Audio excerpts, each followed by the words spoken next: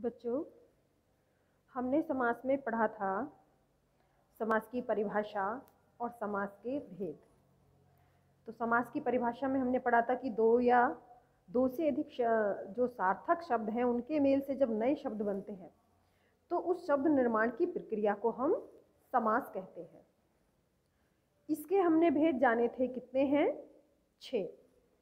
समास के 6 भेद हैं: अविभाव, तत्पुरुष, द्वंद्व, कर्मधारय, द्विगु और बहुव्रीहि। तो पिछले 2 भागों में हमने अव्ययीभाव समास और तत्पुरुष के जो भेद थे वो यहाँ तक हमने जान लिया था। तो चलिए आज जानते हैं इसके आगे जो हमारे समास बचे हैं उनके बारे में, कि हम कैसे उनकी पहचान करेंगे या कैसे हम समस्त पद या समास विग्रह करेंगे और कैसे हम उन्हें पहचान पाएंगे कि इस शब्द में कौन सा समास है। तो चलिए शुरू करते हैं।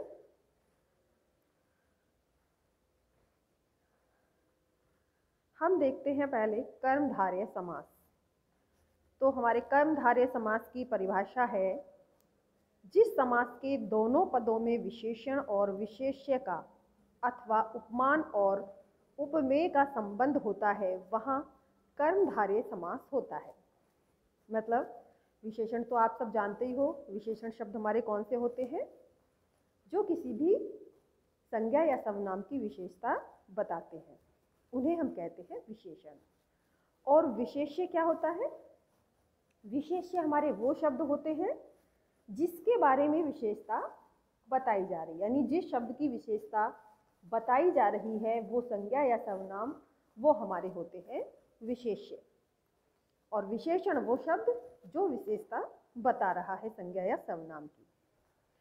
और उपमेय और उपमान का मतलब है इसमें जब हम किसी को किसी के जैसा मान लेते हैं। तो इसमें जो हमारे कर्मधारय समास में आएंगे वो इसी तरह के उदाहरण हमारे होंगे। तो हम कैसे उनकी पहचान करेंगे? देखिए, जैसे इसमें आया महाराजा शब्द, तो महाराजा हमारा कर्मधारय समास का समस्त पद है। और इसमें विशेषण क्या है? जब हम इसका समस्त समास विग्रह करेंगे तो हमारा ये होगा महान है जो राजा, यानी महाराजा तो हमारा समस्त पद हो गया और समास विग्रह क्या हुआ इसमें? महान है जो राजा। अब महान है जो, ये तो हमारी मतलब विशेषता बता रहा है ये शब्द किसकी? राजा की। तभी तो उसको महाराजा बोला है, जो राजाओं में महान हो। तो जो महान हो यानी, तो राजा को कैसा है? महान। तो महान क्या हुआ? उसकी विशेषता हुई और विशेषता बताने वाला शब्द विशेषण हुआ। तो महान है जो अर्थात ये हमारा विशेषण होगा और राजा हमारा, क्योंकि राजा के बारे में बताया जा रहा है तो ये हमारा विशेष्य होगा। तो एक साइड विशेषण शब्द है और एक साइड विशेष्य है। आगे देखिए, कृष्ण सर्प। कृष्ण है जो सर्प, तो सर्प की विशेषता बताई जा रहा है। कृष्ण मतलब काला, तो काला है जो सर्प मतलब कृष्ण है जो सर्प। नील गगन। अब यहाँ पर किसकी विशेषता बताई जा रही है? गगन की, कि कैसा है गगन? नीला। तो नीला है जो गगन। इस तरह से हम इसका समास विग्रह कर देंगे। नराधम। अधम है जो नर। भला मानुष। भला है जो मानुष। प्रधानमंत्री। प्रधान है जो मंत्री। काली मिर्च। काली है जो मिर्च। महात्मा। महान है जो आत्मा। तो आपने सारे उदाहरण पढ़े तो इनमें सब में आपको यही नजर आ रहा होगा कि जो हमारा पहला पद है उसमें दूसरे वाले पद की विशेषता बताई जा रही है। तो ये हमारी एक बहुत ही आसान सी पहचान है जो हम कर सकते हैं कर्मधारय समास की। और उपमा, उपमान और उपमेय के संबंध में जो उदाहरण है वो भी देख लीजिए इसमें, क्योंकि ये भी हमारे कर्मधारय समास में ही आते हैं। क्रोधाग्नि, यानी अग्नि रूपी क्रोध। तो यहाँ पर एक चीज की समानता दूसरे के साथ की जा रही है। क्रोध की किसके समान बताया जा रहा है? क्रोध को अग्नि के समान, यानी अग्नि के रूप में। तो क्रोध यानी क्रोधाग्नि मतलब क्रोध अग्नि रूपी क्रोध, यानी क्रोध कैसा होता है? वो हमको जला देता है, आग के जैसा ही होता है ना। तो क्रोध की तुलना यहाँ या समानता आग से की जा रही है। विद्या धन, विद्या रूपी धन है ना। विद्या को क्या माना जाता है? धन माना जाता है ना। चरण कमल, कमल जैसे चरण। अब यहाँ चरण की समानता किसके साथ की जा रही है? कमल के समान। देहलता, लता रूपी देह। स्त्री धन, स्त्री रूपी धन। चंद्रमुख, चंद्र जैसा मुख। नरसिंह, सिंह के समान नर। कर कमल, कमल जैसे कर, कर मतलब हाथ। तो आपने देखा इन सभी उदाहरणों में एक चीज को दूसरे की जैसा या किसी दूसरी अन्य वस्तु से उसकी तुलना या समानता की जा रही है। तो ये शब्द इस प्रकार के भी हमारे आते हैं कर्मधारय समास में। तो बच्चों आपको ये समझ में आ गया होगा। अगला देख लेते हैं, हमारा ये है द्विगु समास। अब द्विगु समास जो है इसकी मैं आपको एक ट्रिक बताती हूँ। वैसे तो आप हर समास में कोई भी अपनी तरफ से कोई भी छोटी छोटी ट्रिक्स बना के उसको याद कर सकते हैं, उसकी परिभाषा को, तो आपको कभी नहीं भूलोगे, फिर आपको आसानी हो जाएगी। जैसे द्विगु में हमारा क्या आ रहा है? गे, गे वर्ण आ रहा है, और गे से ही हमारा क्या बनता है? गणित। और गणित में क्या होती हैं? संख्याएं, काउंटिंग। तो इसमें हमारे जो भी शब्द आएंगे उन सब वो सब संख्यावाची जरूर होंगे, यानी पहला पद जो होगा वो उनका उसमें संख्या कोई ना कोई संख्या जरूर होगी। एक से लेकर कहीं तक भी कोई भी संख्या आपकी उसमें आ सकती है। तो ये इसकी बहुत ही बड़ी एक पहचान है, जिसको आप किसी भी शब्द को देखकर जिसमें पहले संख्या आ रहा है, आंख बंद करके उसको बोल सकते हो कि ये द्विगु समास है।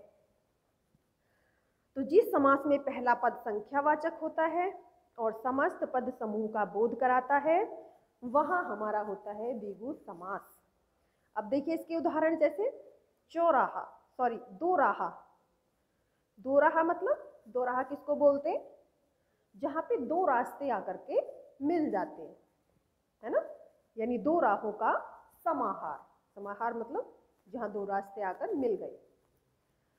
अब आपने इसमें देखा संख्या आई, कौन सी? दो। त्रिफला, त्रिफला किसको बोलते हैं? आपने सुना होगा त्रिफला चूर्ण के बारे में कि त्रिफला चूर्ण लो, बहुत ज़्यादा फायदेमंद है। तो उसको त्रिफला क्यों बोलते हैं? क्योंकि उसमें 3 फलों का समाहार यानी 3 फलों का समूह होता है उसमें, इसलिए उसको बोलते हैं त्रिफला। और इसमें क्या संख्या आई हमारी? 3। दशाब्दी, 10 वर्षों का जो एक समूह होता है उसको बोलते हैं दशाब्दी। और शताब्दी 100 वर्षों का जो समूह होता है। तो दशाब्दी और शताब्दी ये दोनों हमारे, इनमें संख्या आ रखी है 10 और 100। तो ये हमारे हो गए द्विगु समास। और भी इसके उदाहरण हैं, देख लीजिए। चौमासा, 4 मासों का समूह। पंचतत्व, 5 तत्वों का समूह। षड ऋतु, 6 ऋतुओं का समूह। सप्ताह, 7 अहनों यानी दिनों का समूह। अष्टाध्यायी, 8 अध्यायों का समूह। नवरत्न, 9 रत्नों का समूह। सतसई, 700 का समूह। सप्तऋषि, 7 ऋषियों का समूह। त्रिभुवन, 3 भुवनों का समूह। अठन्नी, 8 आनों का समूह। चारपाई, 4 पायों का समूह। सप्तपदी, 7 पदों का समूह। तो आपने देखा इसके जितने भी उदाहरण हैं उसमें आपकी कोई ना कोई गिनती, कोई ना कोई काउंटिंग संख्या जरूर आई है। तो चलिए अब देख लेते हैं अपना द्वंद्व भाव समास। द्वंद्व भाव समास की क्या परिभाषा है, इसको भी आप कोई ट्रिक बना करके याद कर सकते हो। जैसे द्वंद्व मतलब एक दूसरे के बीच में, द्वंद्व तो मैं इसको ऐसे बना लेती हूँ कि इसके दोनों के बीच में योजक चिन्ह जरूर आता है, जो एक ऐसे लाइन सी खींची रहती है ना योजक चिन्ह, तो इसमें द्वंद्व समास में ये वाला चिन्ह जरूर आता है। आप इसके सारे उदाहरण देख लेना। और इसमें जो है, जैसे आपने अब तक की जितने समास पढ़े उसमें हमारा कभी पूर्व पद प्रधान था, कभी उत्तर पद प्रधान था, कभी दोनों पद प्रधान थे, तो इसमें भी हमारे दोनों पद प्रधान होते हैं। यानी इसमें कोई पूर्व या उत्तर पद प्रधान नहीं होता, बल्कि इसमें हमारा पूर्व और उत्तर दोनों ही पद प्रधान होते हैं, दोनों ही मेन होते हैं, दोनों की ही समान वैल्यू होती है। तो जो योजक शब्दों द्वारा जोड़े जाते हैं, यानी उन दोनों के बीच में योजक शब्द जरूर आता है। समस्त पद बनाते समय योजक शब्दों का लोप हो जाता है। अब जब आप समस्त पद बनाओगे उसका, तो जो बीच में योजक चिन्ह होगा उसका लोप हो जाएगा, यानी कि वो छुप जाएगा, और उसकी जगह जो शब्द आएंगे वो या, और, तथा, अथवा, एवं, इनमें से कोई एक हो सकता है योजक चिन्ह की जगह। जैसे देखिए इसका उदाहरण, दाल भात। तो जब हम इसका समस्त पद बनाएंगे तो इसमें से जो बीच में से योजक चिन्ह है ये हट जाएगा और बीच में आ जाएगा और, यानी दाल और भात। राधा कृष्ण, राधा और कृष्ण। राजा रानी, राजा और रानी।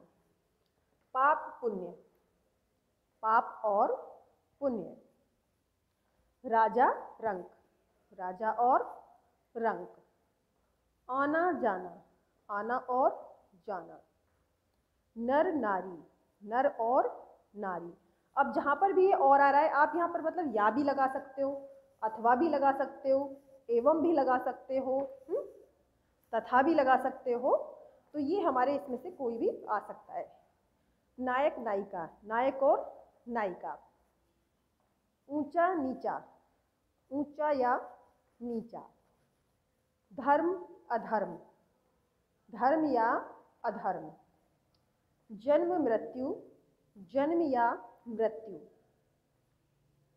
चाय कॉफी, चाय या कॉफी, है ना। अब जैसे या आ रहा है यहाँ पर, तो हम इसकी जगह और भी लगा सकते हैं कि चाय और कॉफी, चाय अथवा कॉफी, चाय एवं कॉफी, कॉफी। भला बुरा, भला या बुरा। लाभ हानि, लाभ अथवा हानि। सत्य असत्य, सत्य या असत्य। छोटा बड़ा, छोटा या बड़ा। थोड़ा बहुत, थोड़ा या बहुत। तो बच्चों ये थे हमारे कर्मधारय समास और द्वंद्व भाव समास। तो आज के लिए इतना ही। आज आप इन्हीं को अच्छे से करिए। उसके बाद हम अगली वीडियो में पढ़ेंगे हमारा जो एक समास बचा हुआ है बहुव्रीहि समास, उसके बारे में, और कुछ अंतर समझेंगे दो समासों के बारे में। तो चलिए आज के लिए इतना ही। धन्यवाद।